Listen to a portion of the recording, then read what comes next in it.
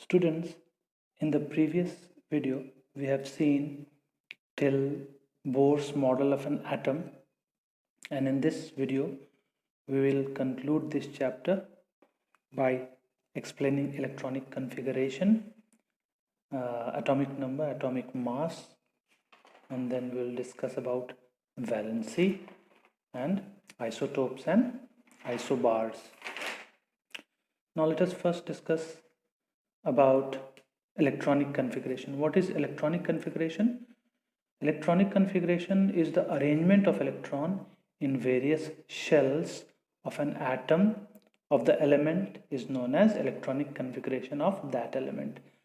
तो जैसा कि हम लोग नील बोर के एटॉमिक मॉडल में पढ़े थे कि शेल्स होते हैं, डिफरेंट शेल्स होते हैं या ऑर्बिट्स होते हैं जिनमें इलेक्ट्रॉन रिवॉल्व कर रहा होता है, तो उन्हीं ऑर्बिट्स में इलेक्ट्रॉन के अरेंजमेंट को इलेक्ट्रॉनिक कन्फिगरेशन कहते हैं। अब जो साइंटिस्ट थे बोर ब्यूरी, उन्होंने अरेंजमेंट का, इलेक्ट्रॉन अरेंजमेंट का एक बहुत अच्छा फॉर्मूला दिया था जिसको कहते हैं bore bury scheme of electron accommodation. तो उन्होंने एक फॉर्मूला दिया कि जितने भी शेल हैं, चाहे उसको KLMN बोले या 1 2 3 4 बोले, उनमें जो नंबर ऑफ इलेक्ट्रॉन्स जो एकोमोडेट होंगे उनका फॉर्मूला है 2n²। जैसे शेल नंबर 1 जिसको K शेल भी कहा गया है, उसमें अगर हम 2n² पुट करें तो 2 × 1² = 2। तो K शेल में मैक्सिमम 2 इलेक्ट्रॉन एकोमोडेट हो सकते हैं। उसी तरह L शेल जो है, जो सेकंड शेल है, उसमें 8।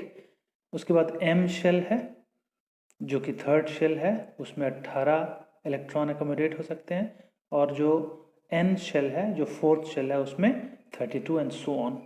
तो the maximum number of electrons that can be accommodated in the outer most orbit, ठीक है, दैट इज 8। और electrons are not accommodated in a given cell unless the inner shell are filled। तो जो shell number 1 है उसमें सबसे पहले electron भरा जाएगा और उसका मैक्सिमम कैपेसिटी 2 है। उसके बाद अगर कोई इलेक्ट्रॉन है तो वो सेकंड शेल में जाएगा और उसमें तब तक इलेक्ट्रॉन जाता रहेगा जब तक उसका मैक्सिमम कैपेसिटी फिल ना हो जाए, जो कि 8 है। उसी तरह से थर्ड शेल का 18 और N शेल या फोर्थ शेल का जो है वो 32 होता है। तो ये फॉर्मूला याद रखना बहुत ज़रूरी है 2n² का, ताकि हम लोग इलेक्ट्रॉनिक कन्फिग्रेशन आगे जो है वो उसको प्रॉपरली देख पाए। अब जो नेक्स्ट टॉपिक होगा वो है एटॉमिक नंबर, एटॉमिक मास, ठीक है। तो एटॉमिक नंबर क्या होता है? Atomic number is the number of proton present in the atom of an element, या that can be also called as number of electrons present in an atom। जैसे oxygen का जो एटॉमिक नंबर है वो 8 है, तो उसका मतलब है कि उसके एटम में 8 इलेक्ट्रॉन्स और 8 प्रोटॉन्स होते हैं।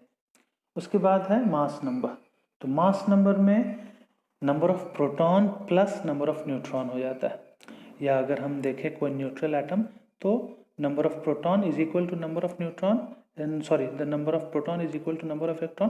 तो number of electron plus number of neutron भी हम मास नंबर कह सकते हैं न्यूट्रल एटम में, ठीक है।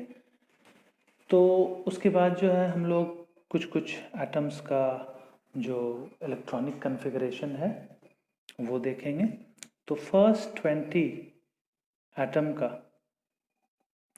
20 एलिमेंट का इलेक्ट्रॉनिक कन्फिगरेशन बनाना या याद रखना बहुत ज़रूरी है। अब वैलेंस इलेक्ट्रॉन किसको कहते हैं? वैलेंस इलेक्ट्रॉन जो आउटर मोस्ट ऑर्बिट में जितने नंबर ऑफ इलेक्ट्रॉन होते हैं उसको वैलेंस इलेक्ट्रॉन कहते हैं। जैसे कि अगर हम हाइड्रोजन के बाद, हीलियम के बाद लिथियम अगर लें तो लिथियम का एटॉमिक नंबर 3 है, तो उसका इनर मोस्ट जो ऑर्बिट है, शेल है, उसमें 2 इलेक्ट्रॉन होगा और उसके बाद K के बाद L या सेकेंड नंबर ऑफ शेल जो है उसमें 1 इलेक्ट्रॉन होगा। तो 1 is valence electron of lithium. ठीक है, उसी तरह से अगर सोडियम देखें तो सोडियम का जो एटॉमिक नंबर वो 11 अगर है तो उसका जो इलेक्ट्रॉन का अरेंजमेंट है वो होगा 281। तो अगेन जो सोडियम का एटम का अगर हम वैलेंस इलेक्ट्रॉन देखें तो that will be equal to 1, इस तरह से। तो valence electron means the number of electron present in the outermost shell. ठीक है, उसके बाद आता है वैलेंसी। वैलेंसी हम लोग पिछले चैप्टर में पढ़े थे कि the combining capacity of an atom और the tendency of an atom to react to form molecule is called valency. लेकिन अब चूंकि हम लोग इलेक्ट्रॉन के बारे में जानते हैं तो अब जो वैलेंसी का जो हम लोगों को डेफिनेशन याद रखना पड़ेगा वो होगा the number of electrons gained, lost और shared to make the octet of electrons in the outermost cell. Means outermost shell को कंप्लीटली फिल करने के लिए जितना इलेक्ट्रॉन किसी एटम को चाहिए या लूज करके वो उतना बने तो उसको कहते हैं वैलेंसी ऑफ एन एटम। ठीक है, अब क्या रिलेशन है between valency and valence electron of an element? तो अगर मेटल का बात लें तो valency is equal to number of valence electron. अगर हम कोई मेटल का बात लें जैसे सोडियम तो उसके आउटरमोस्ट ऑर्बिट में जो नंबर ऑफ इलेक्ट्रॉन्स हैं, ठीक है, जैसे हम मैग्नीशियम लें तो मैग्नीशियम का 12 है एटॉमिक नंबर, उसके आउटरमोस्ट ऑर्बिट में 2 है इलेक्ट्रॉन्स का नंबर, तो उसका वैलेंसी भी 2 हो जाएगा। लेकिन अगर हम कोई नॉन मेटल लें, ठीक है, तो नॉन मेटल का जो वैलेंसी निकालेंगे वो है 8 minus the number of electrons. ठीक है, तो जैसे कि सल्फर है तो sulphur is a non metal जिसका वैलेंसी जो हो जाएगा तो सल्फर का जो एटॉमिक नंबर है वो 16 है, उसका इलेक्ट्रॉनिक कन्फिग्रेशन हो जाएगा 286। मीन्स आउटरमोस्ट ऑर्बिट में उसका 6 इलेक्ट्रॉन्स हैं तो 8 माइनस 6 2 हो जाएगा। तो इसका मतलब सल्फर जो नॉन मेटल है उसका वैलेंसी 2 हो जाएगा। तो बहुत आसानी से हम लोग मेटल और नॉन मेटल का वैलेंसी निकाल सकते हैं इस तरीके से। ठीक है, नाउ फर्स्ट 20 एलिमेंट्स जो भी होते हैं उनका एटॉमिक नंबर, एटॉमिक मास और इलेक्ट्रॉनिक कॉन्फ़िगरेशन जानना बहुत ज़रूरी है। ठीक है, तो हाइड्रोजन से लेके कैल्शियम तक अगर हम इलेक्ट्रॉनिक कॉन्फ़िगरेशन देखें तो वो इस टेबल पे प्रॉपरली दिख रहा है। ठीक है, नाउ आइसोटोप क्या होता है और आइसोबार क्या होता है, ये लास्ट टॉपिक है इस चैप्टर का। तो what are isotopes? Isotopes are atoms of the same element having same atomic number but different mass number due to the difference in the number of neutron।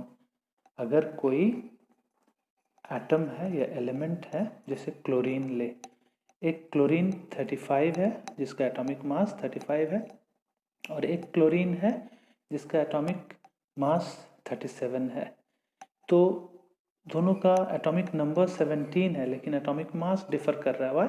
Because chlorine 37 में 2 neutron ज़्यादा है chlorine 35 से, तो these are isotopes.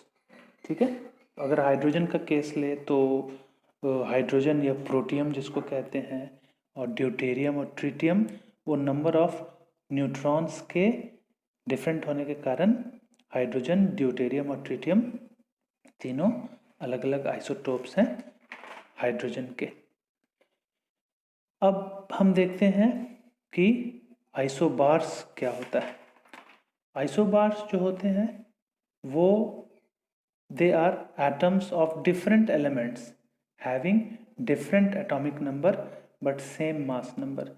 ठीक है, isotope का ठीक उल्टा, आइसोटोप में एटॉमिक नंबर सेम था, एटॉमिक मास डिफरेंट था, because of difference in number of neutron वो दोनों एक ही एलिमेंट के डिफरेंट फॉर्म थे, लेकिन आइसोबार्स जो हैं उसमें एटॉमिक नंबर सेम होता है, सॉरी एटॉमिक मास सेम होता है, लेकिन एटॉमिक नंबर डिफर कर जाता है। वाई? बिकॉज जैसे कोई एग्जांपल लेते हैं, आर्गन और कैल्शियम। तो आर्गन का एटॉमिक नंबर 18 है और कैल्शियम का एटॉमिक नंबर 20 है, लेकिन आर्गन में जो नंबर ऑफ न्यूट्रॉन्स के कारण उसका मास नंबर 40 हो जाता है और कैल्शियम का भी मास नंबर 40 है। तो मास नंबर इक्वल है लेकिन एटॉमिक नंबर डिफरेंट है, तो उसको कहते हैं आइसोबार्स। तो आइसोबार्स जो होते हैं वो डिफरेंट एलिमेंट्स होते हैं, जबकि आइसोटोप हम देखे थे they are same element with different mass.